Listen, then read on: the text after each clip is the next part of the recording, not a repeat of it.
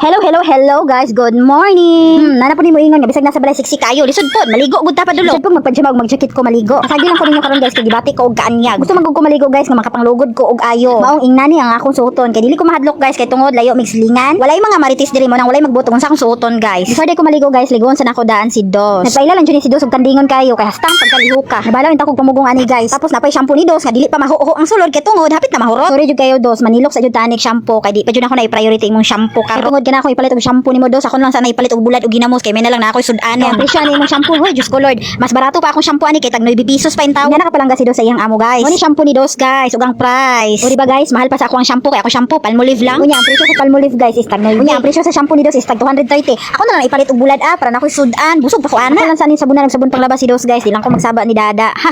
Mabuklan jud ko ana lang ba jud niya ni si Dos kaysa ako guys. Kun siya pa, kung mauli daw siya guys, mas mutagbo daw niya dayon si Dos kaysa nako nga ako igor daw ko magpatulog-tulog. Silanan jud kayo guys. Lisod na jud kayo ning magkatigulang guys no. Kay dali ra jud kayo mangluon. Nung kita mga bata pa, mas kita pa yung sabot ani nila, kita na lang mag-adjust ani guro. Laban lang jud ta permi ani sa tong kinabuhi guys. Oh, lantawan ninyo napay giligo sige paglingi. Diyos ko Lord, yukan jud kay niligoon si Dos jud guys. Ay ako mabinin sa balay guys. Di jud kay ko ani muligo ni Dos si Dada ra jud muligo ani taga-uli niya. Ako lang gikaganahan ani ni Dos guys kay tungod dili siya mamaak. Pero og nailaing tawo man hidri sa mong balay guys. Iya jud ang aw-awon og mayo pero dili niya pa ako. Lord pagkakiata jud niya ako ang giligo guys. Oy purti jud kayo. So na jud siya mudagan guys pero gabula pa mao nang ako jud gilugdan og maayo kay hasta pang bulasin ang lawas. Dili lang tama na akong video guys. Salamat sa paglantaw.